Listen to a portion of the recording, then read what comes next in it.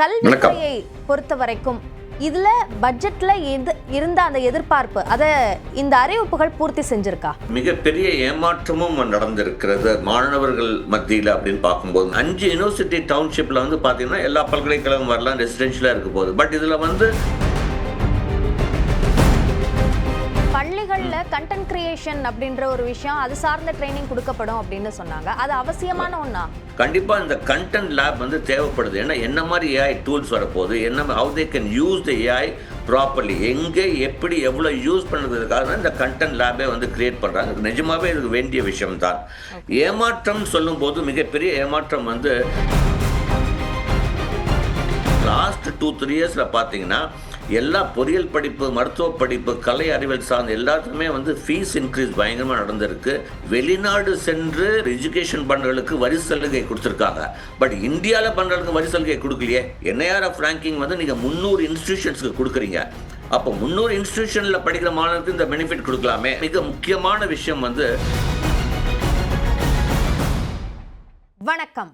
மத்திய பட்ஜெட்டில் கல்வி சார்ந்த அறிவிப்புகள் என்னென்ன வெளியாக இருக்கின்றன, ஏற்கனவே இதில் இருந்த எதிர்பார்ப்புகளை பூர்த்தி செய்யும் விதமாக அது அமைந்திருக்கிறதா போன்ற பல்வேறு கருத்துக்களை நம்மோடு பகிர்ந்து கொள்வதற்காக கல்வி ஆலோசகர் திரு ஜெயபிரகாஷ் காந்தி நம்முடைய இணைப்பில் இருக்கிறார்.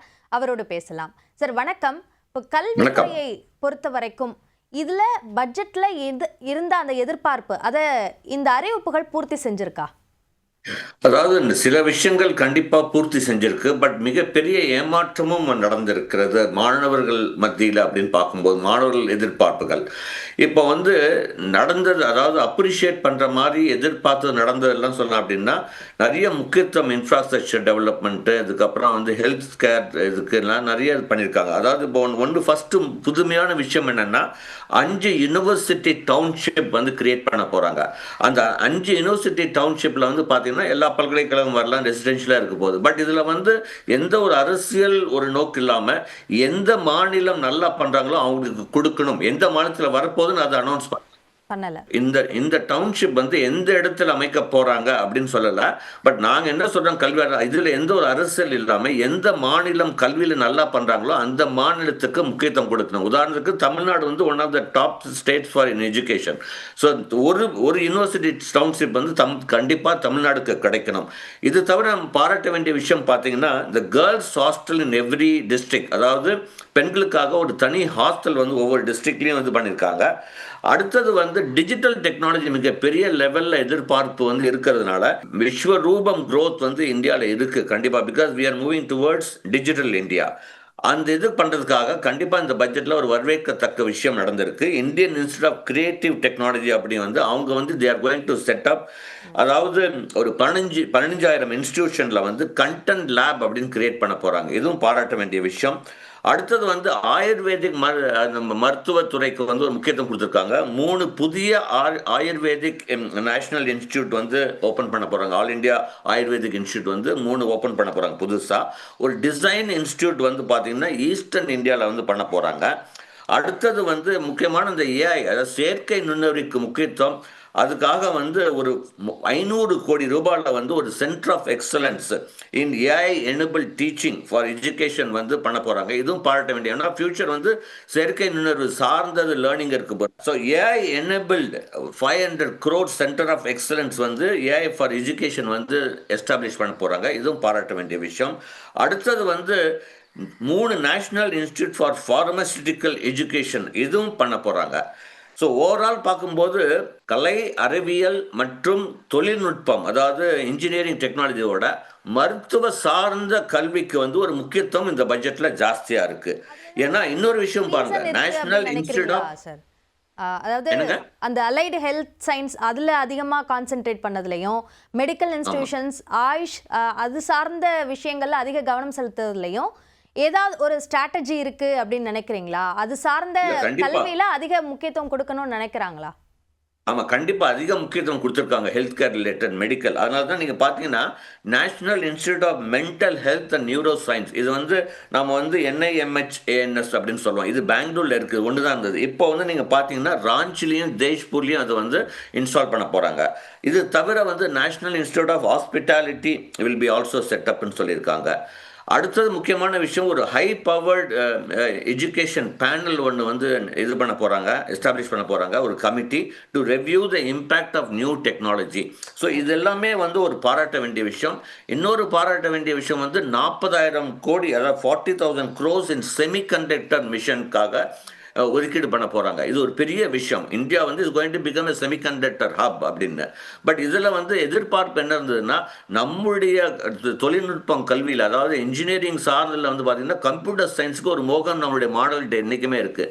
குவாண்டம் கம்ப்யூட்டிங்க்கும் இந்த மாதிரி ஒரு மிஷன் போட்டு ஒரு பெரிய ஒரு அமௌண்ட் வந்து ஒதுக்கீடு பண்ணி அதில் ஒரு ரிசர்ச் சென்டர் ஆஃப் எக்ஸலன்ஸ் கொண்டு வந்தால் இன்னும் நன்றாக இருந்திருக்கும். ஒன்லி செமிகண்டக்டர் மட்டும் கிடையாது, குவாண்டம் கம்ப்யூட்டிங் கொண்டு வந்திருந்தால் கண்டிப்பாக ஒரு மிகப்பெரிய ஒரு லேர்னிங் ஹப்பா வந்து இன்னைக்கு வந்து இந்தியா மாறி இருக்கிறது வாய்ப்பு இருக்கு. பட் இதுவும் பாராட்ட வேண்டிய விஷயம். செமிகண்டக்டர் இண்டஸ்ட்ரிக்கு ஒரு முக்கியத்துவம் கொடுத்திருக்கிறது ஒரு பார்க்க வேண்டிய விஷயம். இதுல ஏமாற்றம், பள்ளிகள்ல கண்டென்ட் கிரியேஷன் அப்படின்ற ஒரு விஷயம், அது சார்ந்த ட்ரைனிங் கொடுக்கப்படும் அப்படின்னு சொன்னாங்க. அது அவசியமான ஒண்ணா? இல்லை, கண்டிப்பாக. ஏன்னா இன்றைக்கி வந்து எல்லாமே டிஜிட்டல் இந்தியான்னு பார்க்கும்போது லேர்னிங் த்ரூ ஆன்லைன் த்ரூ வந்து ஏஐ யூஸ் பண்ணி, ஏஐ டூலை யூஸ் பண்ணி பண்ணுறதுனால கண்டிப்பாக இந்த கண்டென்ட் லேப் வந்து தேவைப்படுது. ஏன்னா என்ன மாதிரி ஏஐ டூல்ஸ் வரப்போகுது, என்ன how they can use the AI properly, எங்கே எப்படி எவ்வளோ யூஸ் பண்ணுறதுக்காக தான் இந்த கண்டென்ட் லேபே வந்து கிரியேட் பண்ணுறாங்க. நிஜமாகவே இதுக்கு வேண்டிய விஷயம்தான். ஏமாற்றம் சொல்லும்போது மிகப்பெரிய ஏமாற்றம் வந்து இத்தனை வருஷமாக வந்து இந்த கல்வி கடன் வந்து பார்த்தீங்கன்னா ஒரு ஒரு ஒரு கோர்ஸுக்கு வந்து 4 லட்சம் ரூபா வரைக்கும் நீங்கள் எந்த ஒரு கேரண்டியோ இல்லை எந்த ஒரு எதுவுமே தேவையில்லை, அதாவது கொலாட்ரல் செக்யூரிட்டி எதுவும் தேவையில்லை அப்படின்னு சொன்னாங்க. அப் டு 7.5 lakhs வந்து ஒரு ஒரு ஒரு கேரண்டி கொடுக்கணும்னு சொன்னாங்க. பட் இன்னைக்கு இருக்கிற நிலைமையில் லாஸ்ட் 2-3 years பார்த்தீங்கன்னா எல்லா பொறியியல் படிப்பு, மருத்துவ படிப்பு, கலை அறிவியல் சார்ந்த எல்லாத்துக்குமே வந்து ஃபீஸ் இன்க்ரீஸ் பயங்கரமாக நடந்திருக்கு. ஹையர் இது வந்து ஹாஸ்டல் ஃபீஸு 1 லட்சம் போயிடுது. அப்போது ஒரு மாணவனால வெறும் 4 லட்சம் கடன் வாங்கி இன்றைக்கி வந்து ஒரு கோர்ஸை முடிக்கிறது ரொம்ப கஷ்டமாக இருக்குது. ஸோ இந்த ஸ்லாபை வந்து ஒரு அட்லீஸ்ட் ஒரு 8 லட்சம் ரூபாய்க்கு வந்து இன்க்ரீஸ் பண்ணுறதுக்கான வேண்டுகோள் நிறையா இருந்தது. பட் அது வந்து எதிர்பார்த்த மாதிரி வரல. அது ஒரு மிகப்பெரிய ஏமாற்றம் மாடல்கள் இருக்குது. இது தவிர பார்த்தீங்கன்னா இன்ட்ரெஸ்ட் ரேட், கல்வி கடனுடைய இன்ட்ரெஸ்ட் ரேட் பார்த்தீங்கன்னா மினிமம் 8 to 12 to 14% வரைக்கும் இருக்குது. பட் இது கூட வந்து டெபாசிட் ரேட்டுக்கு இன்ட்ரெஸ்ட் குறையும் போது ஏன் நம்ம வந்து ஒரு கல்வி கடனுக்கு வந்து இன்ட்ரெஸ்ட் குறைச்சிருக்கலாமே, அட்லீஸ்ட் 6 to 8. வெளிநாடு சென்று படிப்பு பண்ணுறாங்க, அதாவது வெளிநாடு சென்று வந்து ஒரு எஜுகேஷன் பண்ணுறதுக்கு வரி சலுகை கொடுத்துருக்காங்க. பட் இந்தியாவில் பண்ணுறதுக்கு வரி சலுகை கொடுக்கலையே. இதுதான் ஒரு ஏமாற்றம் நாங்கள் சொல்கிறோம். அடுத்தது நீங்கள் பார்த்தீங்கன்னா இந்த ஹையர் லெவல் லோன்ஸ், அதாவது கொஞ்சம் டாப் இன்ஸ்டிடியூஷன்ஸில் வந்து பார்த்தீங்கன்னா ஃபீஸ் ஜாஸ்தி. இதில் வந்து இத்தனை வருஷமாக என்ன பண்ணுது, என்ஐஆர்எஃப் ரேங்கிங்கில் டாப் 100 இன்ஸ்டிடியூஷன்ஸில் படிக்கிற மாணவர்களுக்கு மட்டும்தான் அந்த higher level loan, education loan வந்து இது இருந்தது. இப்போ நாங்கள் என்ன வேண்டுகோள் விட்டுருந்தோம், என்ஐஆர்எஃப் ரேங்கிங் வந்து நீங்கள் 300 இன்ஸ்டிடியூஷன்ஸுக்கு கொடுக்குறீங்க. அப்போ 300 இன்ஸ்டிடியூஷனில் படிக்கிற மாணவர்களுக்கு இந்த பெனிஃபிட் கொடுக்கலாமே அப்படிங்கிறது தான் இந்த வேண்டுகோள். அந்த ஒரு ஏமாற்றம். அடுத்தது மிக முக்கியமான விஷயம் வந்து இந்தியா வந்து வேர்ல்டு ரேங்கிங்கில் வந்து இன்னும் டாப் லெவலில் வர்றது காரணம் நம்மளுடைய ரிசர்ச் கண்டென்ட். அப்போ ரிசர்ச்சுக்கு வந்து ஒரு முக்கியத்துவம் கொடுக்கணும். இப்போ நீங்கள் பார்த்தீங்கன்னா கடைசியாக 2023 பட்ஜெட்டில் தான், அதாவது ஜூனியர் ரிசர்ச் ஃபெலோஷிப்புக்கு வந்து 37,000 ரூபா கொடுக்குறாங்க. சீனியர் ரிசர்ச் ஃபெலோஷிப்புக்கு 42,000 ரூபா கொடுக்குறாங்க. நீங்கள் நினச்சி பாருங்கள், ஒரு எம்பிபிஎஸ் ஹவுஸ் சர்ஜன் பண்ணுற மாணவர்களுக்கு வந்து யூஜிலேயே 25,000 கொடுக்கும்போது ஒரு ரிசர்ச் பிஜி முடிச்சுட்டு ரிசர்ச் பண்ணுறதுக்கே ஒரு 50,000 ரூபா பக்கம் கொடுக்கக்கூடாது, ஒரு என்கரேஜ் ஏன் பண்ணக்கூடாது? இது தவிர வந்து நீங்கள் பார்த்தீங்கன்னா பிரைம் மினிஸ்டருடைய ரிசர்ச் ஃபெலோஷிப், இது நிறைய பேருக்கு தெரியல.